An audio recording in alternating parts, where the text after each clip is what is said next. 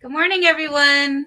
So welcome to our Artisan series, Stories That Matter. My name is Jennifer Folayan, and I've been hosting these get-togethers to have conversations that matter. I'm preparing to be a keynote speaker at the Artisan Conference in South Africa, and that's coming up soon in November. So thank you for tuning in. It'll also be an opportunity to present my program, Spread Your Wings, The Courage to Fly. And it's a journey through the life cycle of a butterfly using modalities of art. So art, dance, music, theater, and especially indigenous arts, Native American, Polynesian, African. And I find that healing through the arts is very powerful. So today we're just having a discussion. What does it mean to be an artisan? How do we have social transformation through the arts? And I have some special guests on today who I'll introduce shortly. And you may have also seen our campaign that we're in a sprint, 10 days to 60,000. These are some of the ambassadors who will be traveling with me to South Africa. I have a great team of Indigenous and African people who are ready to share our stories of resilience, hope, and healing through the arts. Turtle Island to South Africa. So please, if you feel inspired, please support our ambassadors. You can contribute any amount at spreadyourwings.networkforgood.com. And please share with your friends. So today, we're having conversations, and we have Kim Poole and Nick on the line. And later we'll be joined by Bonface. So let me just add them to the stream. Hi, Nick. Hey, hi, how are you? Welcome. And then we have Kim also here. So Nick, I met just through a series of events. And like all of our stories, I find that as we are navigating life and reaching out for connections, we just run into some very awesome people. So that's also part of why I've conducted this series, is to highlight the awesome stories, all around us. So Nick is originally from Kenya, but he's living here in the United States. And he has an awesome business where he sells artwork and different crafts from Kenya. And he also does a lot of things in the community. And I think it's very important. I'll just show you real quick.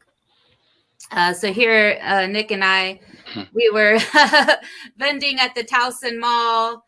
And, he has all sorts of different things, maps of Africa and beaded jewelry and different things like that. And it's supporting the arts in Kenya, the women who make the awesome jewelry and, just all sorts of different things.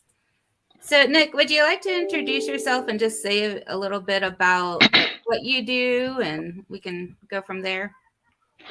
Thank you so much, Jen, for inviting me for this very awesome virtual event here. I know you've been holding quite a lot of events, and I'm just glad that I'm part of your series. So my name is Nico Gutu. I was born in the western part of Kenya. That is, my hometown is Kisumu. I migrated here to the US about 10 years ago. I came here as a student, and I went to school. I went to Colombia, got my graduate degree, and since that time I've been working in the community, and we founded an organization called Safari Yangu, basically to bridge the gap between Africans from the continent and African Americans, and also Africans in the diaspora, that is the immigrants and the refugees that we have in this country. And we have we also deal with the economic empowerment part of it, which we had to register a different company called Safari Native, where we bring artwork from different countries in Africa, and we we sell them here in the US, and the money goes back into the community as a way of empowering the artists and craftsmen who live in Africa. So that we do in different countries. We have a website where we sell our artwork. We also attend different trade shows in different parts of the US. And under the nonprofit organization Safari Yangu, we do have several programs that we undertake under the organization. That is part of the storytelling to challenge the negative narratives, especially on Black immigrants in the United States. So we hold these forums across the country where the immigrants get to share their stories. With the American public. We also have a YouTube channel where we also document these stories on film and share them with the public. We also have a magazine called the Safari Yangu magazine, where we get different stories every 3 months, and we share it in a magazine. And you can go to our website, safariyangu.org/stories. You'll be able to see our magazines over there. So in short, in a nutshell, that's what we do, and we love what we do. I'm personally very passionate about it. As an immigrant from Africa, living here in the United States is a big pleasure and a big privilege that I'm able to do the work that I do. Thank you. Thank you, Nick. And can you say a little bit more about what is the importance of supporting this kind of endeavor? Like, sometimes we don't think about when we go to the mall and we're buying like beautiful jewelry or shopping at your table. Like, what really is the impact of you bringing the goods over and the impact on the women and that you're serving over in Kenya as well? Can you say a little bit more about that? Yes, so this is so important, especially on the economic empowerment aspect of it. This is part of the African culture that has been there over centuries, and and most of the jewelry or most of the artwork that we make each have a meaning. They would not just make up any artwork or have any jewelry that does not have a meaning. If it was during wedding, that maybe a girl is preparing for a wedding, or a man has been allowed to date and get married, there was specific jewelry. If a king was being inaugurated into the throne, there was a particular wooden mask that the community would make to celebrate that occasion. So I know these days with the capitalism, people just put on anything without knowing the meanings. But these things that come from Africa have huge meanings by the people who make them. But of course, we are very happy to share our culture with the rest of the world. And we know very well that when we sell these things, the money goes back into the community. And that money does quite a lot of things, right? It has got a huge impact on the lives of the women and the men who get involved in this, right? So one of them is general health. We know water and sanitation. The most parts of Africa still don't have running water, and we know water is health. If you don't get clean water, there are very high chances that you'll get sick almost all the time. You can get cholera and you can get another waterborne diseases. So the money that comes from selling these products goes into water and sanitation. They either dig wells or they connect running water to the communities that the money goes back to. And also when we go into education, right? We know in most of these African countries, education is not free at all. They have to pay for the education. And most of the people don't have the money. So when they use their skills, and those skills are marketed in the US, and we get the dollars back into the community, they're able to pay school fees, tuition for their children back in the communities. And as you know, most of the African countries don't have student loan program. Governments don't provide any loan scheme. If you don't have money, you don't have money, and your school ends there. So we've seen a huge impact of children completing completing high school and even joining college, and they come back empowered into the community to support the communities where they come from. So this is so important for us. It's not just a business, but it's a lifestyle and improving the communities where these things come from. And if you go to Safari Native YouTube channel, you'll see there's a video that we posted where the women who actually make some of the jewelry, they actually talk about the impact the dollars make into their own communities. When you get time, you can watch our YouTube channel, Safari Native. Thank you, Nick. Yeah, that's really important to see how these things are connected. Excuse me. So I know we have Haki and Kim on the line. Are you available to jump in, Haki or Kim? Haki and Kim have been. Oh yeah, coordinating these trips. No, I'll just say yes. It's good to see the brother. Everything. So just appreciate hearing all the good details. So I'm just keep listening in, and if I have any questions, I'll just chime in. But thank you, Jennifer, for this work. Thank you, Haki. Haki has been on several of the artisan trips that has been organized by the teaching.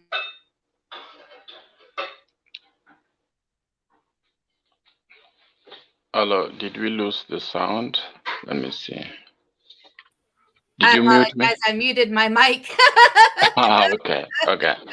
Sorry, that's okay. So I have, you may hear kids in the background. We have a whole bunch of kids outside playing basketball. But I was just saying that Haki has been on a lot of these trips to Africa. And Kim Poole, who's the founder of Teaching Artist Institute and the Artisan Conferences, had a vision back in 2015. So Kim, are you available to speak? I am. I think that we need to have my camera facing front. Yes, that might help. Ooh, it is beautiful. Okay. Happy Saturday. Welcome. Thank you all. Thank you so much for hosting this conversation. This conversation is very relevant. It is a story that matters. Our individual narratives and our perception of our space in the world and how we move, when we look at that collectively, it tells a much bigger story. And so thank you for hosting today. We truly appreciate it. Our keynote speakers for the Artisan Conference, they are what we call servant leaders.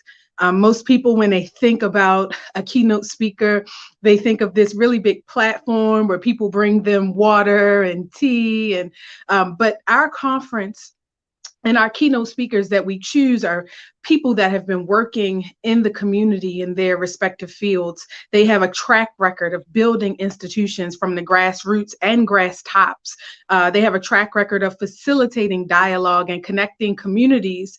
And you've done that, Ms. Folayan. You've done that, and we selected you because we want to share the work that you've been doing here on Turtle Island to connect Black and Brown communities, to create a culture within a culture, to protect your culture, and to do it in the face of colonization, to do it in the face of, poverty, to do it in the face, all of the social malaise that come against us.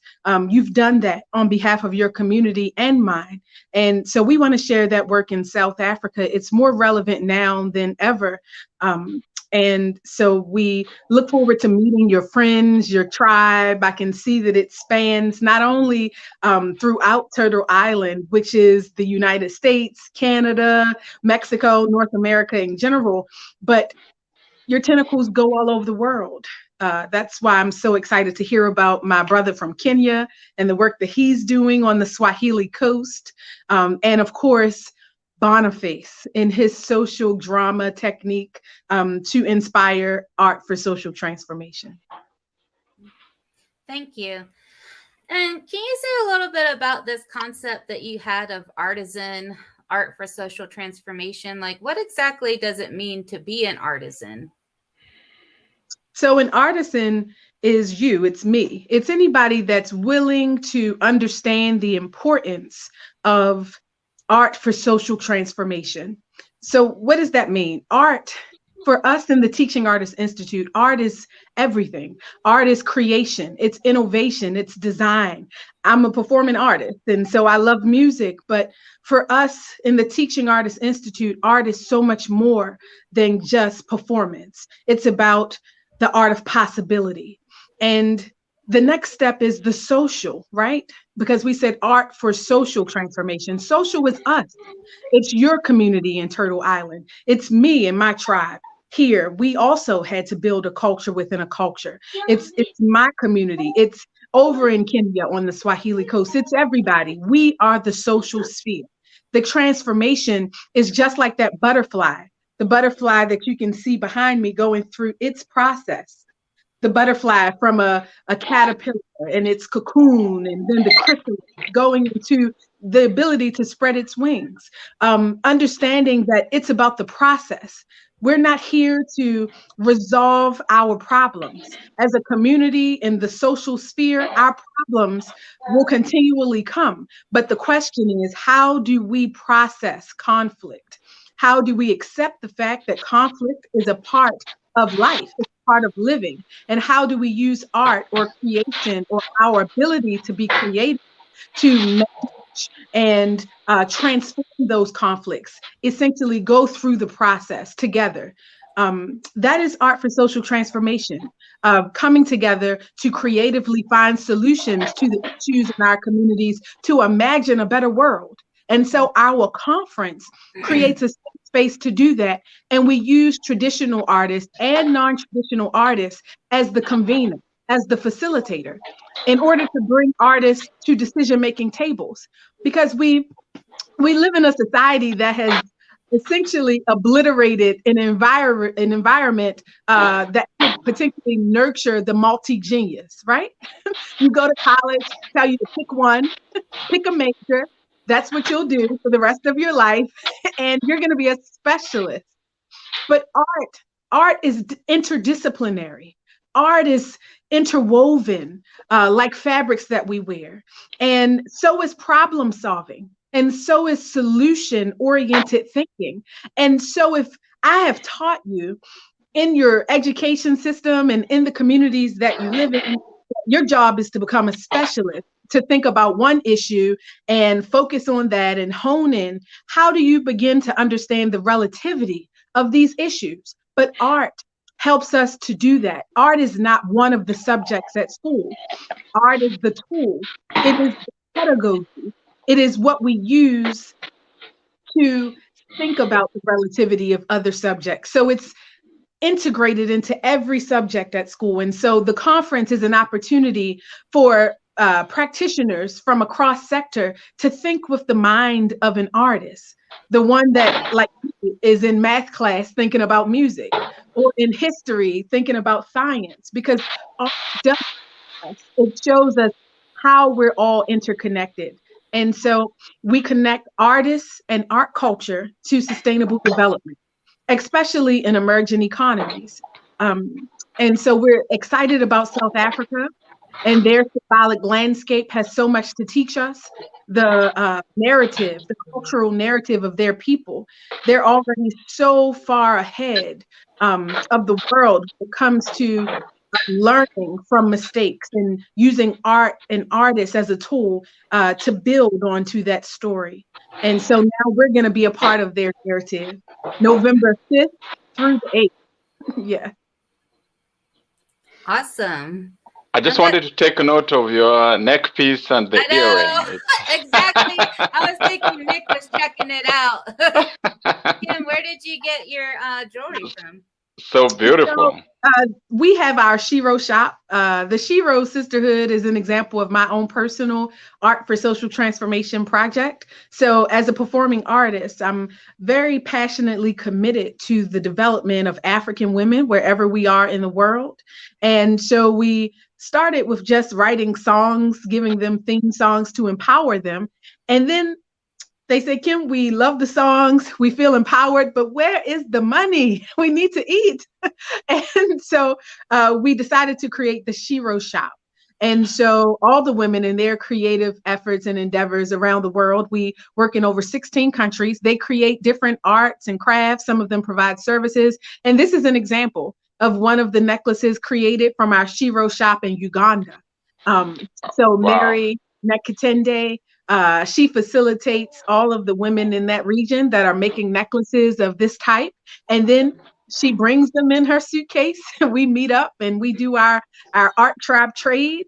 And then we sell them in other Shiro shops around the world. So we have these necklaces featured in the Gambia. We have them featured in Ghana. We also have them featured in 6 different regions of the United States. So Texas, the DMV, where are they? They're in Ohio, North Carolina, Kentucky. Our ladies are really, really growing the network and the sisterhood. And so we also have them online. So if you want to purchase one of these necklaces from our sisters over in Uganda, message in the inbox.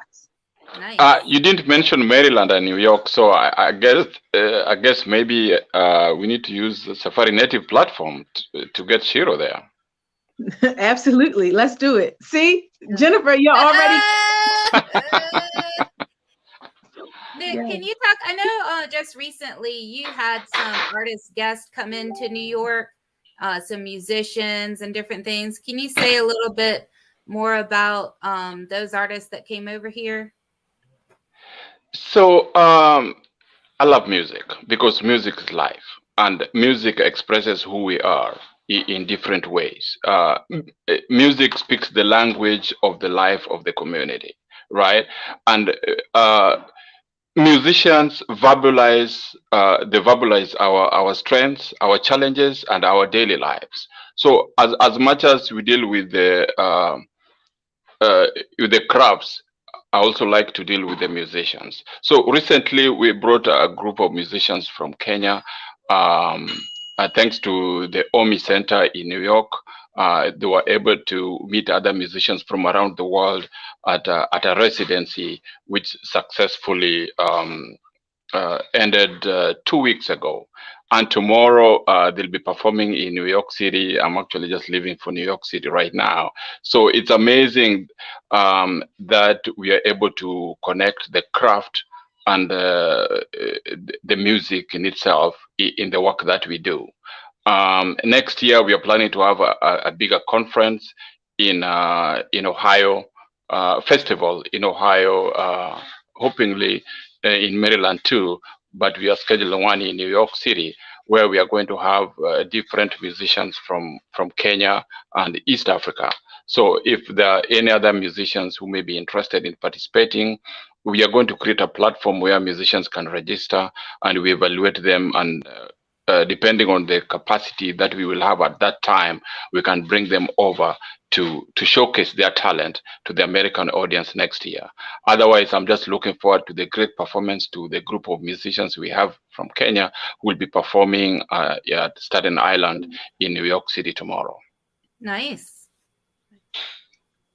I know Kim's a performing artist. Can you tell us? Oh, okay. Here you are. I need to see some of your videos. Yeah, absolutely. We are working on new material. Please visit kimpoolmusic.com. Please follow us on Instagram, Kimpool Music on Instagram and Twitter. It's a very unique balancing act, working in art for social transformation and also finding the time to still just do the craft, do the art. And so sometimes I find that we're so committed and so passionately working towards achieving our goals in art for social transformation that we don't have as much time for the art part.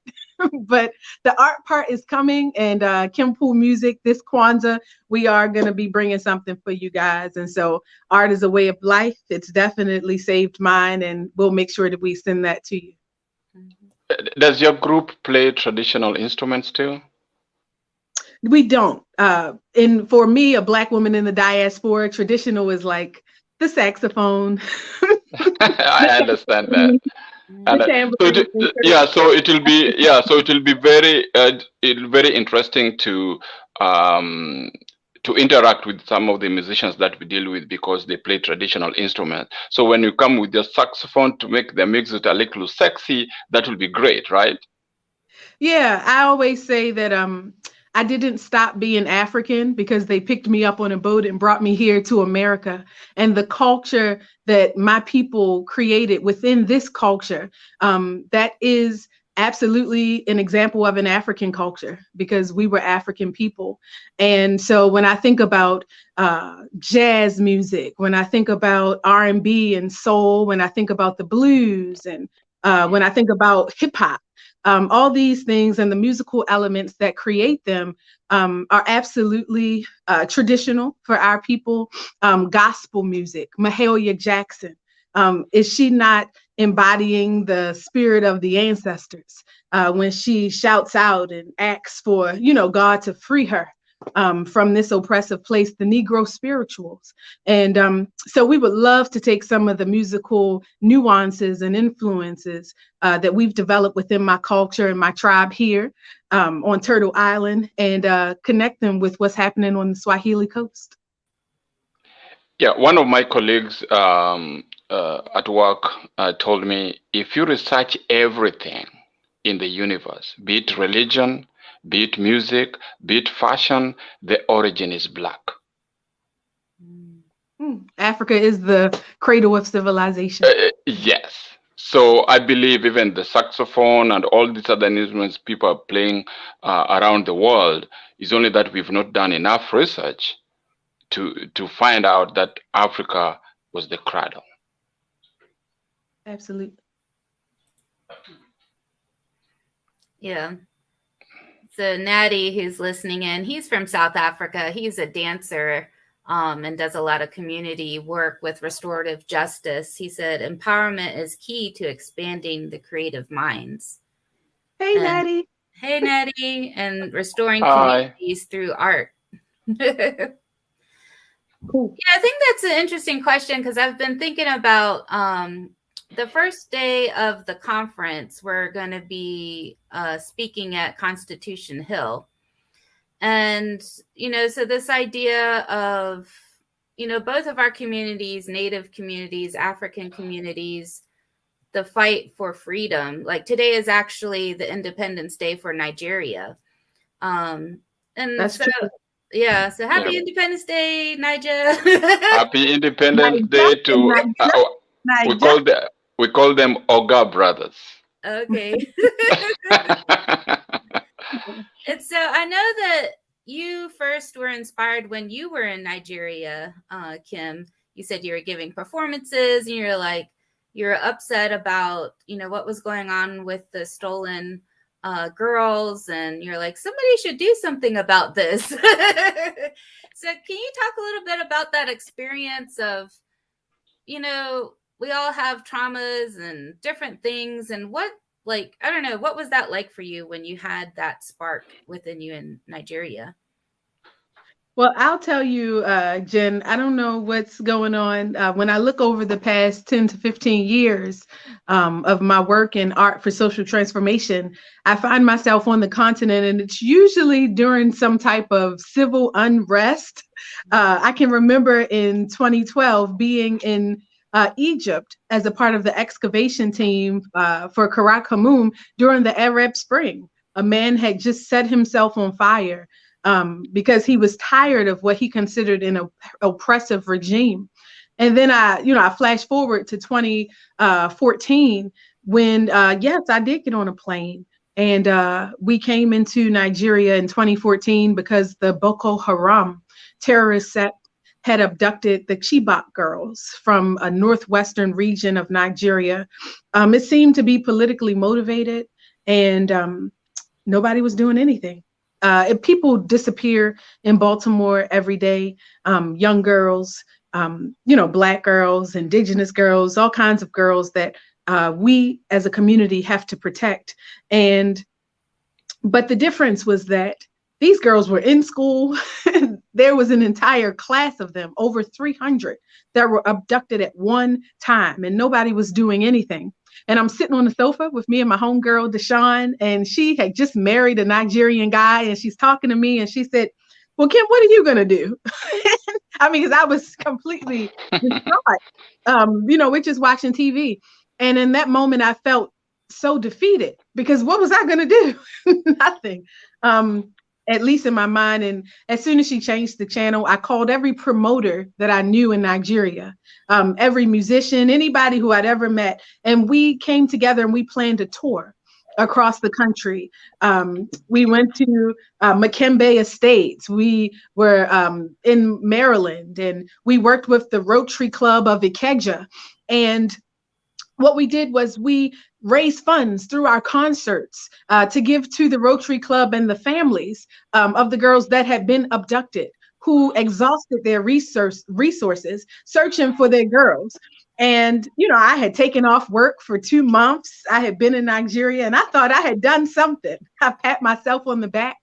And before I left, the drummer, Doten, he said, Kim, what's next? And I'm thinking to myself, next? He's so ungrateful. I'm about to lose my job.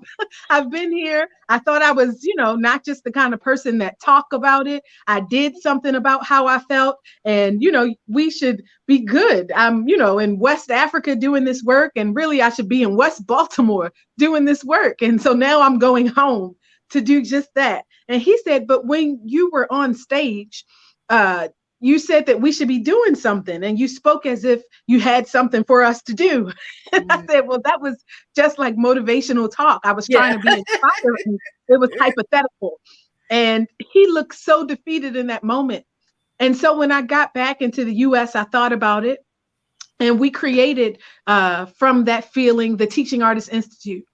And at first it was just about teaching artists how to use their art, specifically musicians, how to use their art as a tool for community development. And then I realized it was bigger than music, and it was bigger than us.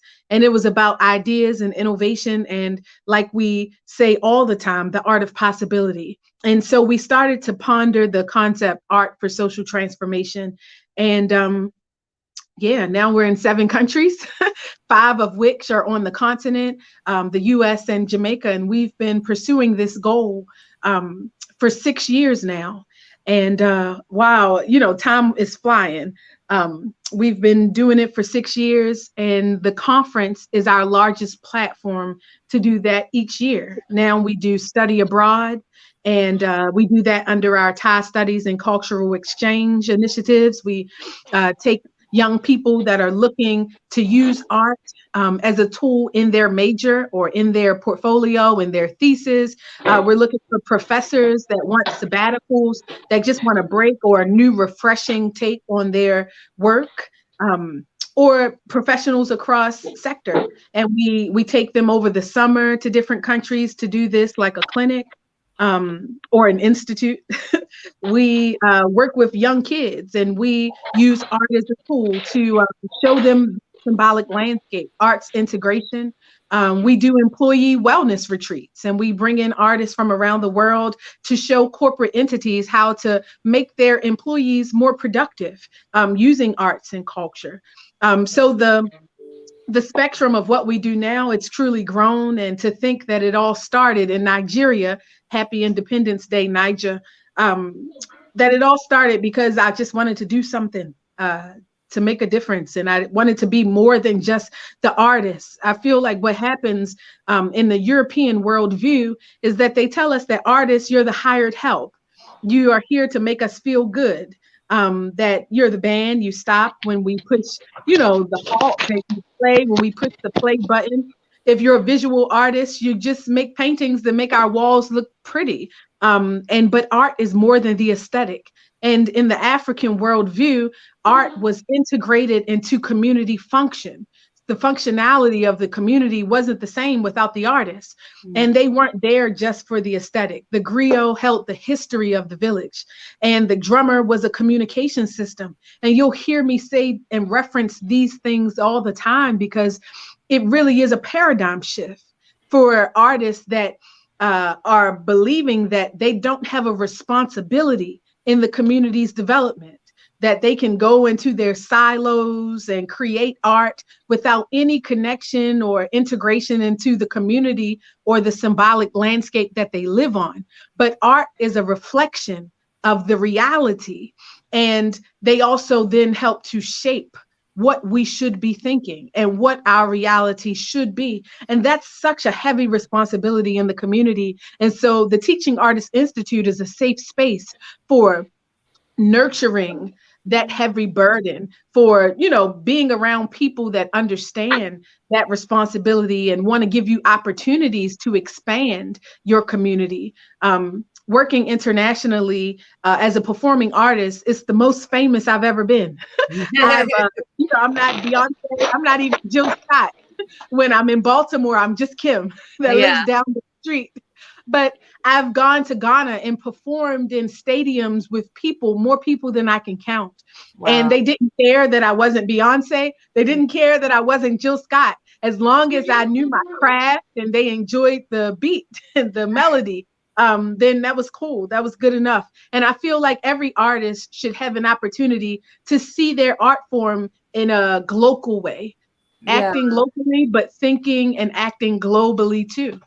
And so we always are focused on providing international opportunities. And Jennifer, we are so excited to bring you and the Spread the Wings, the Courage to Fly model into an international market, because the way that you alohaed your life, to me, that's a story that people anywhere can learn from.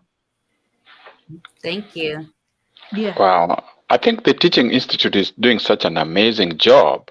I wish I knew about your institute earlier. We would have brought our artists to mingle and interact with your team, because teach one, teach all, right? So whatever we can learn, we take that opportunity, especially when the artists travel all the way from Africa. It costs a lot of money, and also they leave their families to come all the way. So we want to make sure that whenever they go back home, they go up with something as they try to share their culture with us. So I think we are going to do a lot of work with your institute. It's such an amazing institute. I'm so glad that Jen organized this conversation today. Yes, we can't wait. We're already connected. The connection has begun. Just being here today, we're live streaming from our Thai page. So please go to facebook.com/teaching artists, and we're going to learn more about your Swahili village and all the artists that you're working with and the craft people that you're supporting with your sustainable water initiatives, wash initiatives, water, agriculture, sanitation, hygiene. They're so important, and artists are part of that conversation too. So let's keep talking. Yes. Yeah, and so we try to bridge the gap between motherland and Africa. That's why in December we are taking a group of Americans to visit these communities that we impact with the work that we do. We are actually leaving on the 15th of December and coming back just before Christmas. Nice. Kenyans and Nigerians have a lot in common, even though you guys are on the east and they're on the west. The hustle is real. Yes, we have to do it. Yes. Yeah.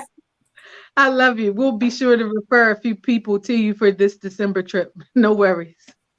Definitely. Thank you so much. Yeah. So I know Bonface, he's trying to join. He's in Kenya, but I'd like to just take a few moments to introduce him.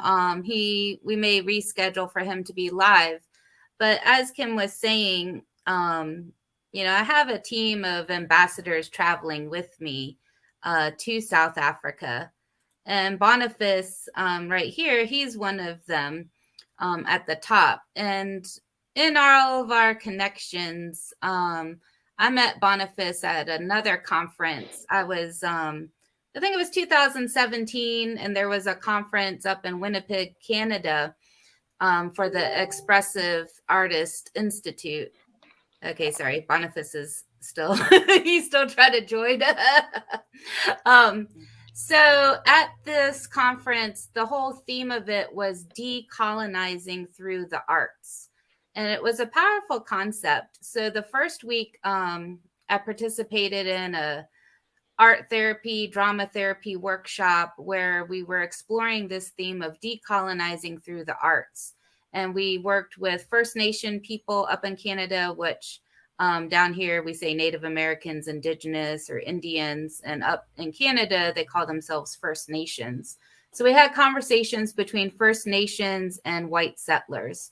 And it was a very interesting conversation to like, how do we use art to unpack this kind of stuff, or even like how Natty is using art for restorative justice. So then the next week was the basic conference. So Bonface was there. That's where I met him. And he does a lot of work with theater and theater of the oppressed. This is Armand Volkes, who led the conversations the week prior of decolonizing through the arts. So here you can see Bonface interacting with the participants of the conference. We're just doing some different exercises to have these kinds of conversations.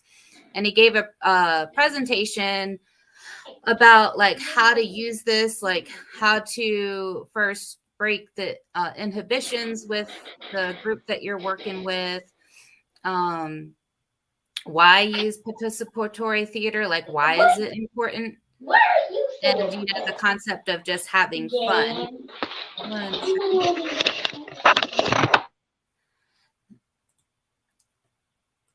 So it was a really good conference. He went through all the theories behind it, even like how to use theater with ethnic conflict and using this kind of transformation through there.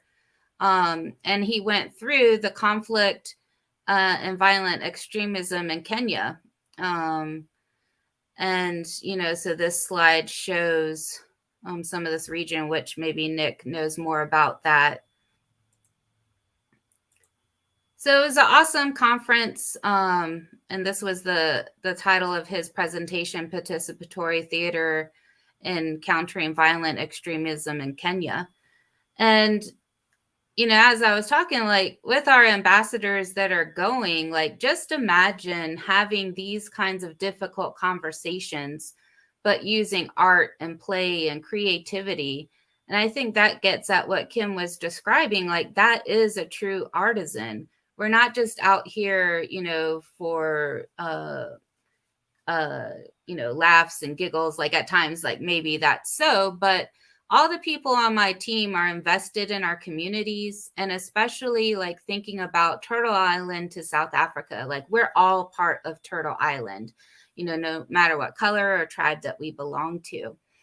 And so Bonface is awesome. He's done a lot of, one second, trying to navigate over here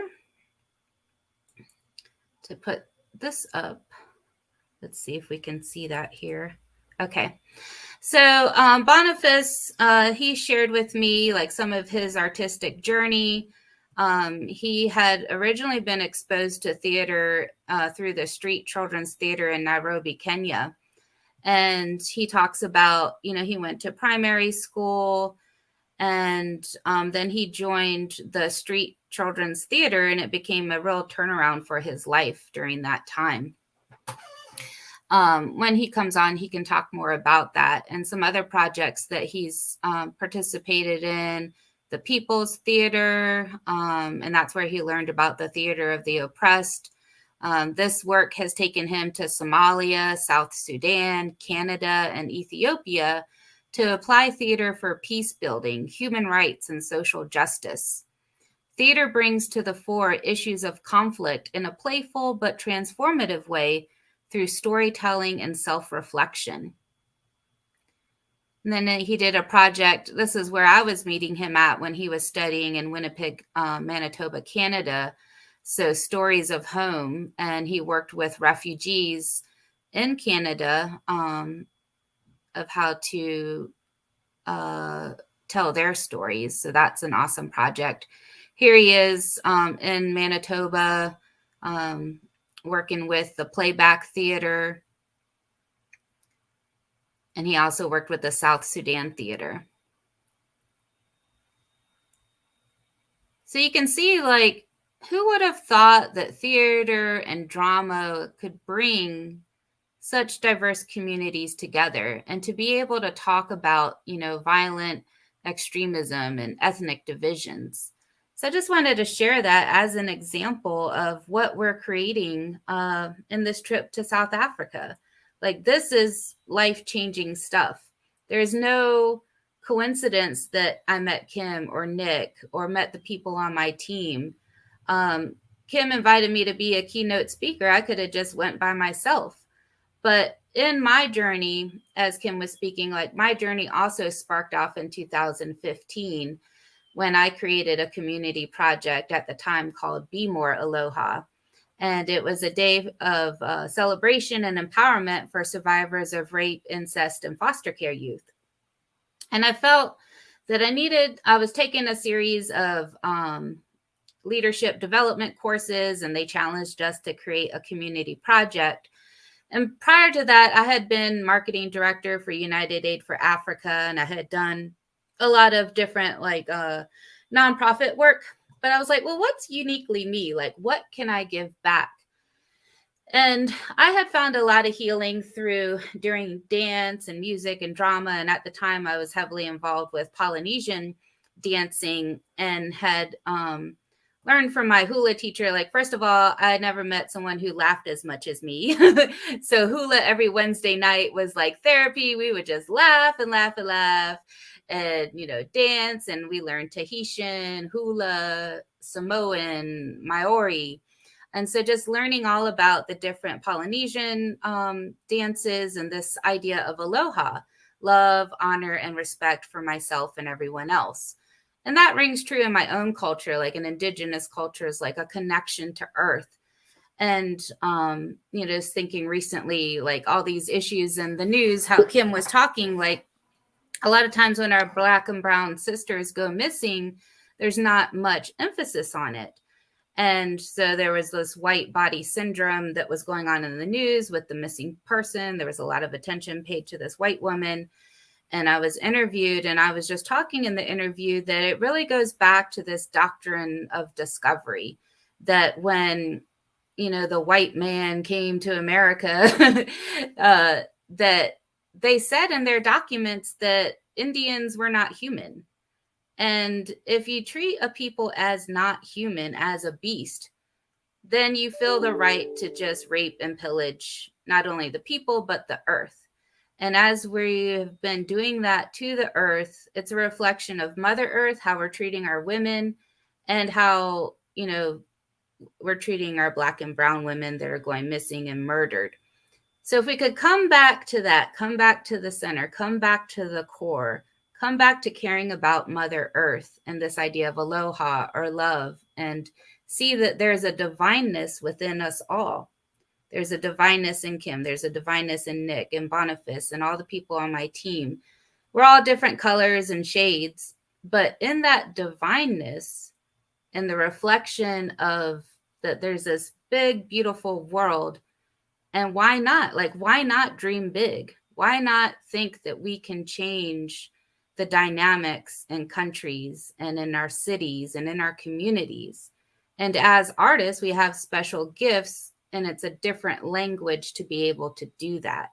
And some of us don't always understand that. And as artists, we may feel overwhelmed or anxious or like, can we really make a difference? But we can see just through the people on this call that, yes, we can make a difference. Like, if Kim didn't start this organization in 2015, there wouldn't be me here talking about this, or 12 people going to Africa, or Nick here having these conversations.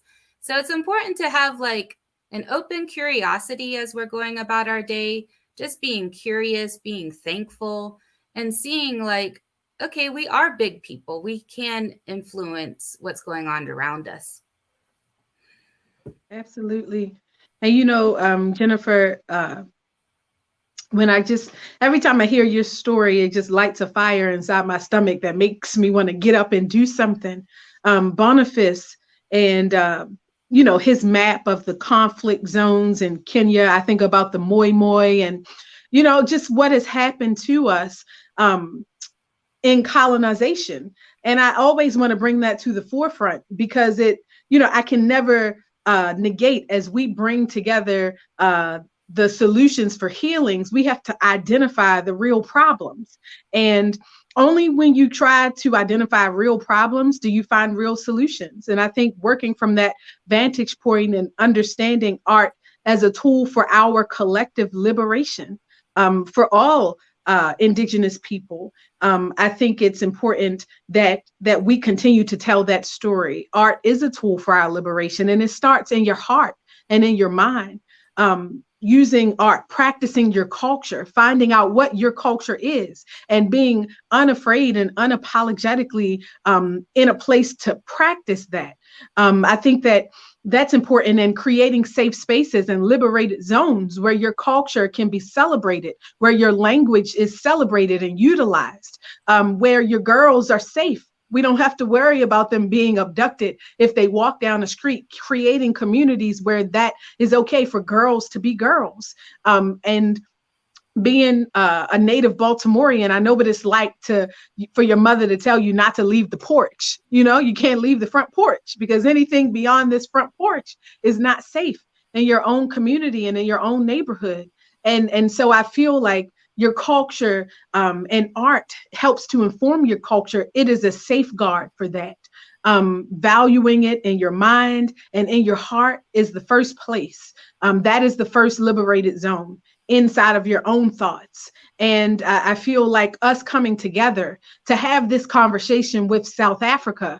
And, South Africa is where we're hosting the conference, but people are coming in from the Netherlands. People are coming in from Kenya. People were coming in from Nigeria. Dr. Ogbalu, again, happy Independence Day, Nigeria. We can't ever say that enough because we know what it's like to not be independent.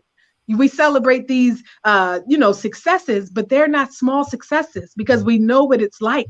Jennifer, you know what it's like to live in a place where you are no longer speaking your native language. And the school system, I think about the Trail of Tears. This is why art for social transformation is important, because you walked from Florida. A lot of people don't realize what we've had to overcome. When I think about my people in the cornfields and in the cotton fields in this country, the Negro spirituals were our saving grace. That was the only thing. Virginia, she talks about the people could fly, and the books that have been written about how we use art as our tool for survival. We had to find a balm. The song says there's a balm in Gilead. The balm was in our minds and in our hearts. We had to find a safe place to escape from what was happening around us. And art can provide that for you. So these are the types of serious conversations that we have at our conference, giving you tools of the trade. Art for liberation is one of the conversations. Art in agriculture is putting the culture back into agriculture is one of the conversations. Art in education, teaching young people that, guess what, little girl like Kim, you're not stupid because you don't understand mathematics. It's okay. The teacher didn't tell you that music is mathematics. It's not your fault. And so teaching, again, our teachers and helping them to unlearn how they've been taught to educate young people. In the African worldview, you learned about science in the elements. You didn't learn about the soil inside of a classroom. You learned about the soil while being in the soil. It only makes sense. It's the biggest manipulative. You need to put your hands in it as a kinesthetic learner. And so I think that having a conference that reminds us of the importance of art as a tool, as a pedagogy in every sector of our society. We want artists to bring transparency to the government and the information that they want to communicate in grassroots. We want to bring art as a conversation to employment in corporate entities and workplace, work-life balance. These are all conversations that our experts are going to illuminate. And the 12 experts that are coming from Turtle Island as a part of your delegation are essential to this conversation. Essential. It simply will not be the same without them. And we can't allow money to stop us from our purpose. And in the Teaching Artists Institute, we say that culture is the new currency. I don't have $1 million, but I do know people, at least 100,000 of them, that have $1. And if you'll just give 2, then we'll have more than we need. That's 200,000. That's right. Everybody that's listening today, please send Jennifer $2. Collectively, we have everything we need. Collectively, we have everything we need. If only we could have the same value system. If only we believed in art enough, and the artists that use their art as a tool for community development, believing in the artists that use their art as a tool for social transformation. If we collectively believe and value that, then we'll get those 12 artists and even more to the conference this year and every year to come. Thank you guys again for facilitating this conversation. And Jennifer, I know I've said way too much already. So be quiet now. It's an honor to have you speak, because I'm inspired by your work and the dedication and that you've done over the years. And it's not hard to organize these kinds of events and pull people together. And I think as we come together more, I mean, there's strength in that and there's hope in that. And I'd just like to end the call. Maybe we can go around and say, what's one wish that you have today, or one thing you're thankful for? So Nick, how are you feeling? And do you have a wish or a gratitude you'd like to share with us? You're on mute. Oh, let me unmute you. Did you unmute? Yeah. So you're allowed to speak now.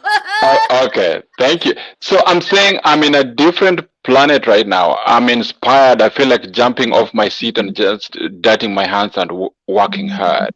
You know, I feel like I have not done enough with what I have already, with what God has given me. Again, I feel this conversation was so important that we are connected in different fields, and we are going to continue to work together, especially Bonface. I think I'm going to work with him. I'm a member of an organization called Interregional Peace Network, and I think his work can really go so well with that organization in Kenya.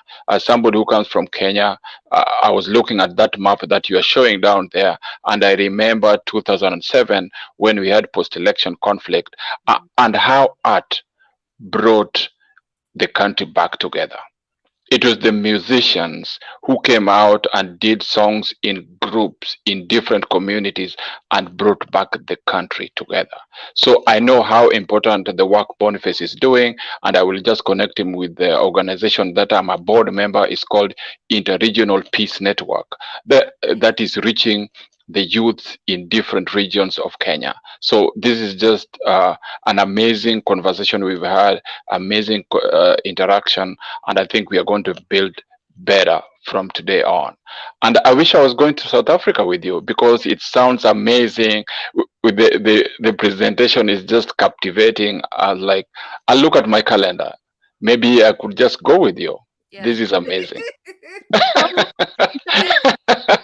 And like Kim said, there'll be people at the conference from all over the place. You know, people are welcome to come. There'll be information of how to register for the conference. Yeah, and we'll make sure that we get Bonface on. I know it's a little bit difficult. Kenya's however many hours ahead of us. And so, yeah, I know, it's late in the night. He sends his greetings, and we'll schedule another time for him to be live. And thank you so much, Nick, for being on. All right, Miss Kim, what is your wish or gratitude for today? My wish is, I don't know. Like, first, I'm grateful. I'm so grateful that God is ordering my steps, that you were attracted to my energy, and that now we're featuring you and your brand for the first time internationally. That makes me feel great. And I'm thankful that we have been entrusted with promoting your brand in that way. And my wish is that you are one of many that will have the capacity to feature many art for social transformers, many artisan, many teaching artists from Turtle Island at our conferences around the world. So we're wishing for that, we're praying for that, we're hoping for that, and we're declaring it and claiming it right now to say that it will happen. Thank you again for the opportunity to work with you, Jennifer. Thank you. And all the people who are watching, please just send $1 or $2 to Jennifer. Let's send the 12 ambassadors to South Africa in November. Thank you, Nick. Yeah.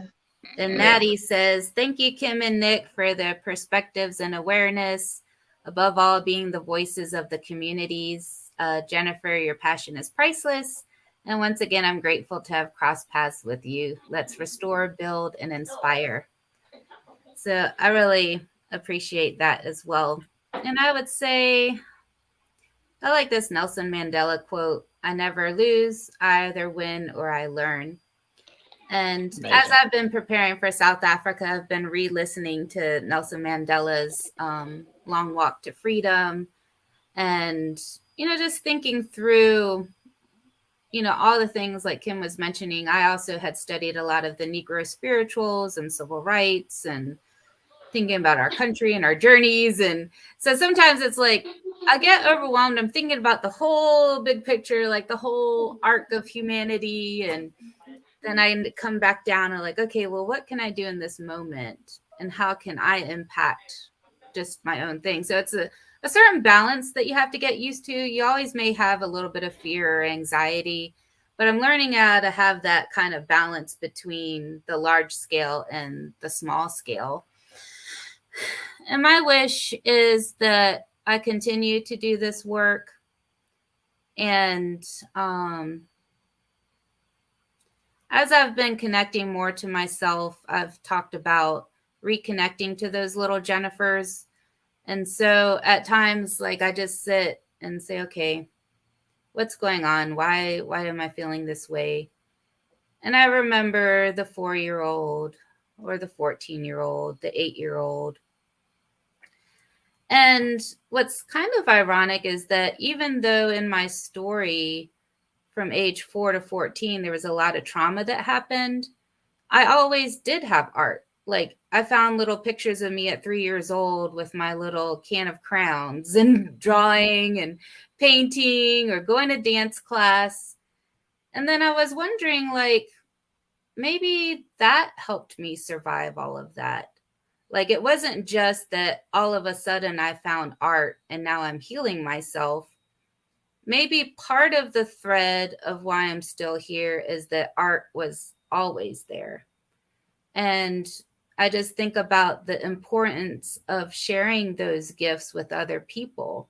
I remember being in a support group for survivors of rape and incest during my, I was in foster care from age 14 to 18.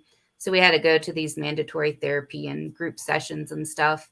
And we had an art therapist visit, and that sparked my interest. I'm like, oh, wow. Like, I didn't know we could tell stories through art like this. So as I continue my journey of studying art and dance and making certain discoveries about myself, learning how to not be afraid to use my voice, whether it was in chorus or taking drama class, you had to project your voice, you had to be connected, doing hula that I could dance and still whatever my body looked like, hula was accepting of that. So my wish is that more people have access to these tools and that however we are able to foster those connections, that we continue to do so. So I just really appreciate people on this call, people listening in, people listening later. And I just want to share that we all have hope, that you are beautiful. You do have that light within you. I have my little candle here. And so just remember that going forward, that this light will always shine and it's always there. Thank you. Thank you. Bye, everybody.